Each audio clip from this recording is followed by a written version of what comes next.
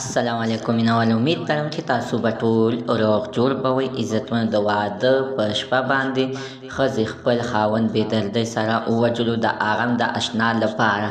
اخر ولې عزتمنه، زه ټول معلومات زه تاسو سره په دې ویډیو کې شریک کوم. ما سره د ویډیو تر اخره پورې وګورئ چې تاسو ته پوره معلومات در ورسیږي. دې معلومات نه مخکې هر اول زه تاسو ته د یادګي نه وکړم، تاسو کو چارې زموږ په دې سوپر کلیک چینل کې نوي وئ، چینل هم نوي سبسکرایب کړئ. مهرباني وکړئ تاسو زموږ د سوپر کلیک چینل د سره سبسکرایب کړئ. خوا کې سره د ټلۍ نشان و چې هر یو نوي معلوماتي ویډیو تاسو ته په اسانۍ باندې در ورسیږي. عزتمنو، نن سبا چې خلک او جینۍ خپلو کې کویدنو کې، نو د خلک هر اولنی ګفټ جینۍ ته په یعنې موبایل ورته ګفټ کې ورته وایي چې ما صاحب په دې موبایل باندې ته خبرې اترې کې.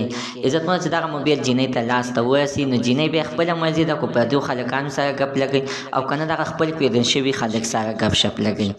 اخر عزتمنو، د دوی په دې خبرو کې دومره لرې لاړه چې یو بل ته یعنې کنځلې وکړلې. په کنځلو کې عزتمنو خلک جینۍ چې دی نو یعنې خپل خلک ته یې کنځلې وکړلې. هلک هم ولګېدلو، جینۍ ته ویله چې ته یعنې قسما قسم کنځلې دي عزتمنو چې دوی یو بل ته لګي، چې اخره کې جینۍ ویل چې زه به تا سره یعنې ګورم. خو خلک دغه جینۍ عزتمنو د دغې نه مخکې بل چا سره په موبایل باندې ګپ شپ لګولو او د ده په هغه موبایل باندې عزتمنو خلک سره یعنې خپل یار سره ګپ شپ لګولو.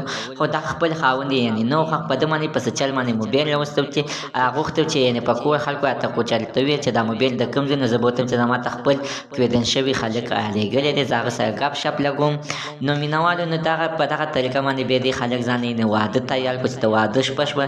نو دغه ناوې چې دی نو د اشنا په واسطه باندې دغه خپل خاوند د مخې نه یعنې مړ کړو. د واده په شپه باندې عزتمنو نو خپلو ملګرو چته کې بوتلو او دا د واده زلمی بې دردۍ سره وژلی دی، بیا یې لاندې په پټو کې غورځولی دی. الله تعالی دې نو مسلمان د داسې حادثې نه وساتي. مینوال، زموږ د دې ویډیو مقصد دا دی چې هغه خلکانو هغه جینکو دپاره چې کمې کویدن شوي دی، کوشش کوئ په ګفټ کې چاته موبایل مه لیږئ. زموږ د عزتمنو تر نن ورځې معلومات د دې ځای پورې د نوي معلومات دپاره د سره زموږ د سوپر کلیک چینل د سره سبسکرایب کړئ. خوا کې سره د ټلۍ نشان ووهئ چې هر یو نوي معلوماتي ویډیو تاسو ته په اسانۍ باندې در ورسي.